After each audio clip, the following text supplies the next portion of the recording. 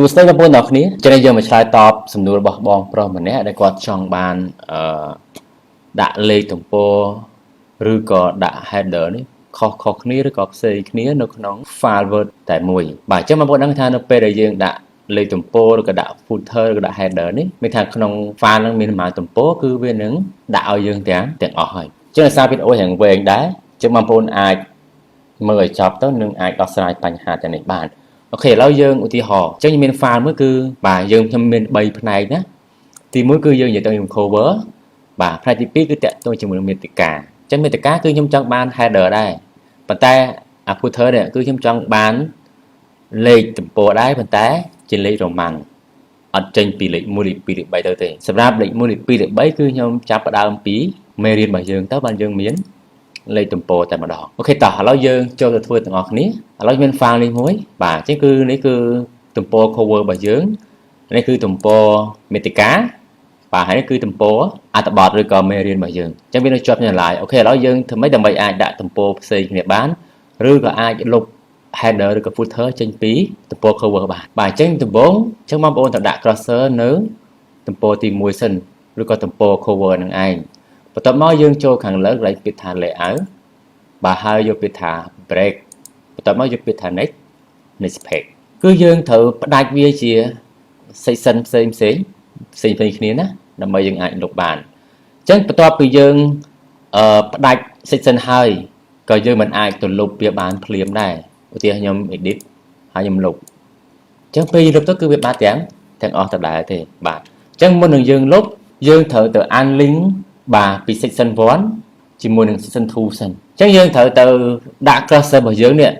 នៅលើទំព័រទី1របស់ section បន្ទាប់យើងចង់ផ្ដាច់ពី section ទី1និង section ទី2គឺយើងត្រូវយក cursor របស់យើងនេះមកដាក់នៅលើបាទ header ឬក៏ទំព័រទី1របស់ section 2បាទដាក់ cursor ហ្នឹងហើយបងប្អូនអាចមើលខាងលើយើងឃើញមានពាក្យថា link to previous បាទបើវាកំពុងតែមានអាសញ្ញាដូចយើង select ហ្នឹងបាទថាវាកំពុងតែ link section 1ជាមួយនឹង section 2ជាប់គ្នាហើយអញ្ចឹងយើងត្រូវផ្ដាច់ link នឹងចោលអញ្ចឹងដើម្បីផ្ដាច់ link គឺយើងគ្រាន់តែដាក់ cursor លើទំព័រទី1នៃ section 2អញ្ចឹងយើងចុចកន្លែងពាក្យថា link to previous បានន័យថាយើង unlink កុំឲ្យវាជាប់គ្នាបាទចំណែកឯ footer គឺដូចគ្នាអញ្ចឹងយើងត្រូវដាក់ cursor លើ footer របស់យើងនៅទំព័រទី1នៃ section 2ដូចគ្នាអញ្ចឹងហើយយើងទៅចុចកន្លែងដូចគ្នាគឺ link to previous បែរថាដោះ link កុំឲ្យវាជាប់គ្នាពេលយើងចុចអាហ្នឹងហើយបានយើងអាចមកលុបទៅលើ header និង footer របស់ទំព័រទី1បាននេះខ្ញុំលុបចោលបាទខាងលើក៏អញ្ចឹងដែរខ្ញុំលុបចោលដែរបាទឃើញទេអញ្ចឹងវាលុបបាត់តែទំព័រទី1ហើយទំព័រទី2គឺនៅដំណើរការធម្មតាយេបឥឡូវយើងមកដោះស្រាយបញ្ហានេះម្ដងនេះអញ្ចឹងដោយសារនេះគឺខ្ញុំអត់ចង់បានទំព័រទី1ទី2អញ្ចឹងទេគឺខ្ញុំចង់បង្ហាញជាលេខរ៉ូម៉ាំងវិញឥឡូវខ្ញុំលុបទំព័រចោលសិនខ្ញុំអត់ចង់បានទំព័រហ្នឹងទេគឺខ្ញុំទុកតែលេខធម្មតាសិនអញ្ចឹងដើម្បីដូរអាហ្នឹងមកជាទំព័រលេខរ៉ូម៉ាំងគឺដូចគ្នាគឺយើងត្រូវផ្ដាច់ជាមួយនឹងអីបានហ្នឹងនេះជាមួយនឹងមេរៀនរបស់យើងសិន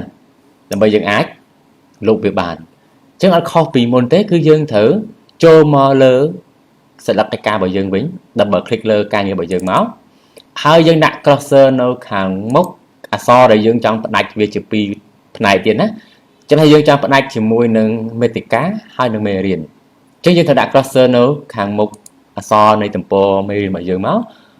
រួចយើងយកដដែលយើងយកពាក្យថា layout បាទបន្ទាប់មកយកពាក្យថា break ហើយយកពាក្យថា next page អញ្ចឹងយើងត្រូវផ្ដាច់ section 2និង section 3ឲ្យវាផ្ដាច់ចេញពីគ្នាដែរអញ្ចឹងខ្ញុំមកស្ដាំនៅលើ footer ហ្នឹងមក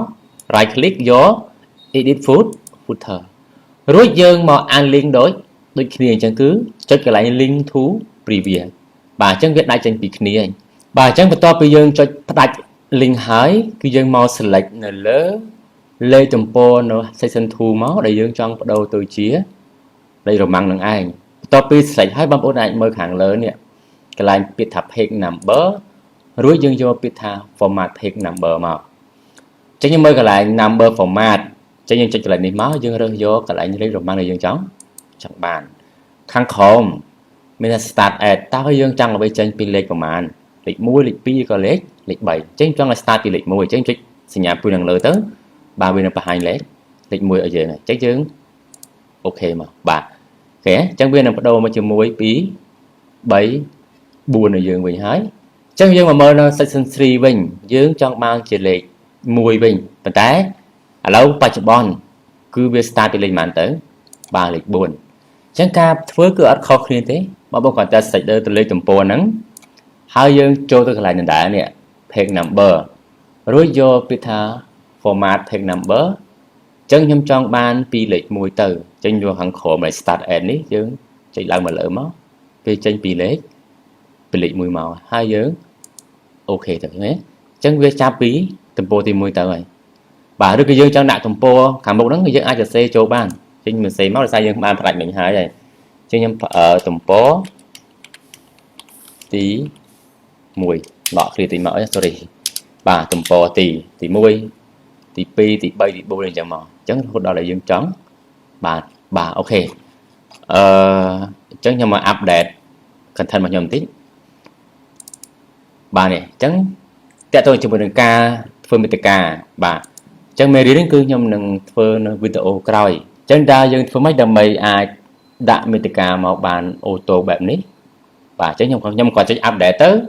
វាដូរទំព័រដោយសារពីដំបូងគឺយើងចាប់មកវានៅទំព័រទី4ទៅហ៎បាទអញ្ចឹងវាចាប់ពីលេខ4មកប៉ុន្តែមិញគឺវាពីលេខប៉ុន្មានមកបាទទំព័រទី1អញ្ចឹងនៅពេលខ្ញុំចុចអាប់ដេតទៅណែអញ្ចឹងវានឹងចាប់ពីលេខ1មកវិញអូខេអញ្ចឹងវីដេអូនេះគឺឬក៏មេរៀននេះខ្ញុំធ្វើនៅវីដេអូក្រោយមួយទៀតបាទអញ្ចឹងវីដេអូមុនគឺមានប៉ុណ្ណឹងបាទអញ្ចឹងមានចម្ងល់អីផ្សេងអាច comment ខាងក្រោមវីដេអូនេះបានបាទសូមអរគុណ